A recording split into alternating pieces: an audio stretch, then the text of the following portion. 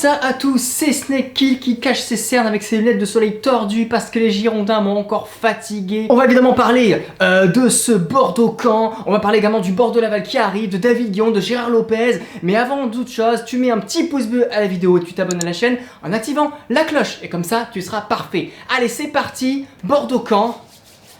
À table. Mais avant de commencer cette vidéo, je vous avais demandé dans le débrief précédent si vous étiez pour ou contre le fait de mettre Albert Ellis en pointe de l'attaque des Girondins de Bordeaux. Et globalement, vous m'avez répondu oui, notamment Mathis, Julie, Yaya qui ont répondu du coup oui, on veut Albert Ellis titulaire. Moi, je suis plutôt d'accord avec vous, même si certains ont quand même douté de son investissement. Alors pas sur le terrain, mais plutôt de sa parole. C'est vrai que quand il est parti à Brest l'année dernière, il a un peu manqué de respect aux Girondins de Bordeaux. Mais c'est vrai que sur le terrain, il triche pas. À chaque fois que le coach fait appel à lui, eh ben il répond présent, et c'est le plus important. Au début, quand j'ai vu la compo du match, il se fout de notre gueule en fait. Le mec veut saboter les clubs, et là il a décidé vraiment de partir en foutant le bordel, en faisant perdre les Girondins. Non, vraiment, j'ai vraiment pensé ça.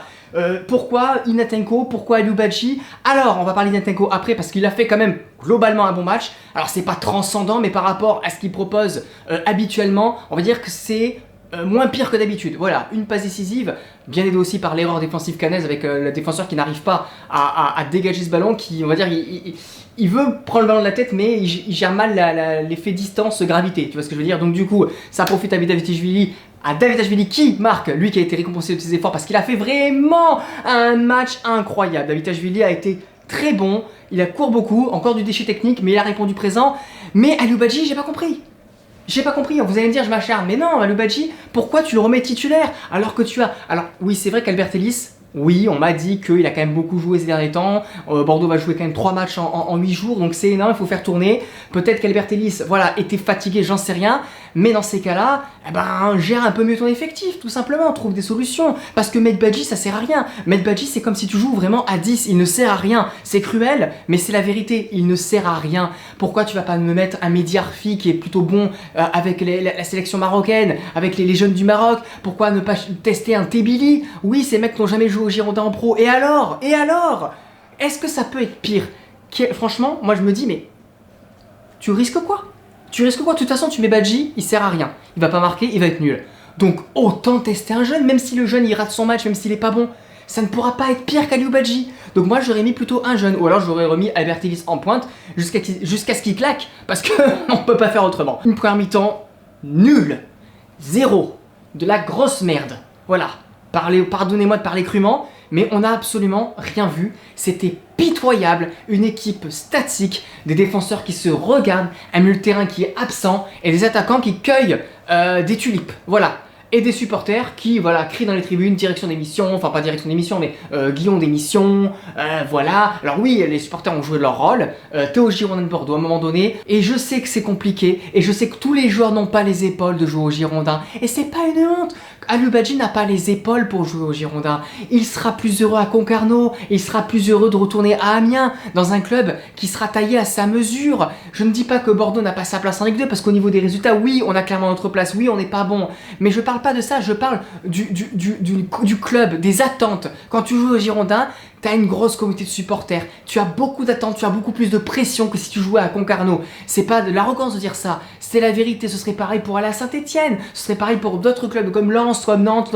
Voilà, il y a des clubs où tu as de l'attente, plus que d'autres. Et il y a des joueurs, ça ne le réussit pas. Voilà, c'est pour ça que je dis qu'un mec comme Badji, il n'a pas les épaules pour jouer au Girondins. Il a essayé, ça n'a pas marché, donc il faut se débarrasser de lui, il faut le renvoyer d'où il vient, et il sera plus heureux, même lui, pour lui, ce serait mieux. Lui, en tant qu'homme, il sera plus épanoui ailleurs. La deuxième mi-temps, elle était bien meilleure, on a vu une équipe bordelaise qui s'est battue, apparemment ils ont envie de sauver leur coach, parce qu'on peut pas dire le contraire, une équipe qui joue comme ça, pour moi c'est la meilleure mi-temps des Girondins de Bordeaux, avec peut-être celle de Bordeaux-Amiens. La deuxième mi-temps de Bordeaux-Amiens était pas mal, hein. Mais celle-là, franchement, il n'y a rien à dire. Si Caen perd ce match 4-1, il n'y a rien à dire. Désolé les Canets, c'est aberrant. De ne pas gagner ce match, c'est vraiment un mystère de la science, quoi. Vraiment, je veux dire, je suis complètement stupéfait. Tu vois, Bordeaux-Pau, début de saison, je te disais, ouais, il n'y a pas de chance, ça va aller mieux, on va gagner des matchs, on va remonter en Ligue 1, etc. Tout va bien, pas de panique. Mais là, je m'interroge. Parce que quand ça arrive une fois, 2 fois, 3 fois, 4 fois, arrête de dire que c'est un manque de chance, arrête de dire que ça va tourner, arrête de dire que oh, c'est pas leur faute, et puis oui, l'arbitre, et puis la pelouse est mal tendue, puis il y a une flaque d'eau, puis... Non! Quand ça arrive successivement, là, en 2 matchs, Grenoble, Caen, 2 matchs. 2 matchs que tu dois gagner, 2 matchs que tu perds. Tu prends 1 point sur 6. Ne viens pas me dire oui le manque de chance, le manque de flaque 2. Non, non, non, non. Là il faut se poser des questions. Tu prends qu'un point sur 6, il y a un problème. Tu prends 1 point sur 6, il y a un problème. Il y a un gros problème. Le problème c'est que quand tu domines autant, parce que les statistiques du match, clairement elles sont aberrantes. On a la possession, on remporte, on fait le plus de courses, le plus de précision, le plus de frappes, le plus de doigts dans le cul, on fait tout. Mais quand tu es autant maladroit devant, quand tu fais preuve d'autant de maladresse, quand tu as autant d'occasions sans marquer, c'est aussi qu'il y a un souci. Alors le souci c'est quoi? Oui, un manque de confiance, parce que c'est un cercle vicieux. Tu manques de confiance, tu doutes, donc tu rates, tu perds des points, tu doutes, tu manques de... Tu vois, c'est un cercle, c'est dur de se sortir d'un cercle vicieux, c'est très dur. Pour une fois, je vais défendre les joueurs sur ça. Je sais que dans le football, psychologiquement, c'est souvent très dur. Il faut casser le cercle. Et pour casser le cercle, il faut une nouvelle dynamique. Et évidemment, pour la 1501e fois, plus on attendra de changer de coach, plus ce sera la merde, plus on perdra du temps et de l'avance sur nos concurrents. Voilà, parce que nos concurrents aujourd'hui, pour la montée, ils sont là. Ils sont présents, ils ne nous attendent pas. Ils ne nous attendent pas. Les Auxerre, les Angers, les Saint-Etienne, ils nous attendent pas. À l'heure où je vous parle, mesdames et messieurs, on a 11 points. On a 6 points de retard sur le premier barragiste Saint-Etienne qui a gagné aujourd'hui. 6 points de retard. Et je ne parle même pas sur les 2 premiers. On va jouer le leader samedi. On peut dire ce qu'on veut, on peut dire on joue bien, on peut dire oui ce qu'on veut. Mais en attendant, mathématiquement, on est en retard. Donc il faut prendre des décisions très rapides. C'est pas évident, mais il faut prendre ses responsabilités. Avant qu'il ne soit trop tard. Avant que le retard soit irrémédiable. Je demande encore une fois à Gérard Lopez de prendre ses responsabilités et de démettre de ses fonctions David Guillon. Voilà, on nous avait dit qu'il allait réfléchir après Grenoble et Caen. Ben voilà, on a réfléchi 1 point sur 6. Mais non, apparemment, le contenu des matchs et le fait que les joueurs ne lâchent pas leur coach, ça fait réfléchir. Alors on va encore réfléchir jusqu'à Laval. Et après ce sera quoi? À Laval, on va gagner pour se faire égaliser à la 90e sur une erreur d'arbitrage. Donc on dira, le pauvre, il a pas de chance, on va encore lui laisser jusqu'à Angers. Mais non! Ça suffit maintenant. L'heure n'est plus à la réflexion, l'heure est à l'action. Il faut agir. Il faut agir, monsieur Lopez. Il faut sortir David Guillon. Si tu as une shortlist, il est temps de l'activer. Il faut l'activer, on ne peut plus attendre. Ça me rend malade, j'ai mal au ventre. Je suis malade. Cette équipe me rend malade, vous me rendez malade. Faites quelque chose, monsieur Lopez, s'il vous plaît. Il va bientôt être trop tard. Le soleil va se coucher. Les ténèbres vont nous envahir.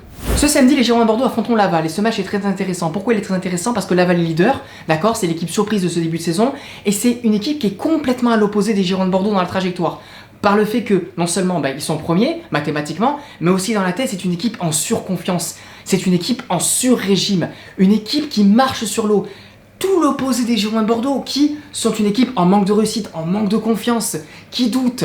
Eux, on va pas leur demander de gagner à Bordeaux. Eux, c'est que du bonus, ils sont vraiment bien. Et moi, c'est très intéressant parce que j'aimerais bien savoir ce que va faire Bordeaux contre cette équipe. Il y a des solutions.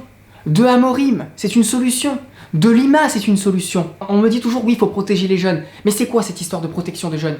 D'où tu protèges les jeunes, hein? J'ai envie de faire comme Mbappé. J'ai envie de leur dire, ne me parle pas d'âge. Me parle pas d'âge. Un joueur, quand il est beau, il joue. Qu'il ait 16 ans, qu'il ait 19 ans, qu'il ait 22 ans. Il joue. Je sais pas ce que c'est à qu'en France que tu vois ça. Faut protéger. Non, on protège pas. On est 13ème de Ligue 2, tu protèges personne là. Fais-les rentrer. Ils vont apporter leur insouciance. Ils vont apporter leur grinta. Et ils vont donner tout parce que eux, c'est leur chance. Merci pour votre soutien les amis, merci pour tous vos super commentaires, ça fait toujours très plaisir. Je sais qu'en ce moment je suis assez aigri, je suis assez en colère, mais voilà, j'ai essayé de faire un peu d'humour dans cette vidéo, notamment par rapport au début de vidéo, j'espère que ça vous a plu, parce que voilà, il faut aussi un petit peu en rigoler, des fois le rire ça soigne de tout, voilà, dans les situations difficiles c'est bien aussi d'un peu de rigoler, d'un peu prendre de hauteur. J'ai dû prendre un peu de recul parce que franchement hier soir j'étais déchaîné, j'étais très en colère, je pouvais pas tourner hier soir parce que j'aurais dit des choses qui dépassent ma pensée. En tout cas merci à vous d'avoir vu cette vidéo, on est où? On est là, mangez des chocolatines. Et allez Bordeaux, et Guillaume d'émission, toujours.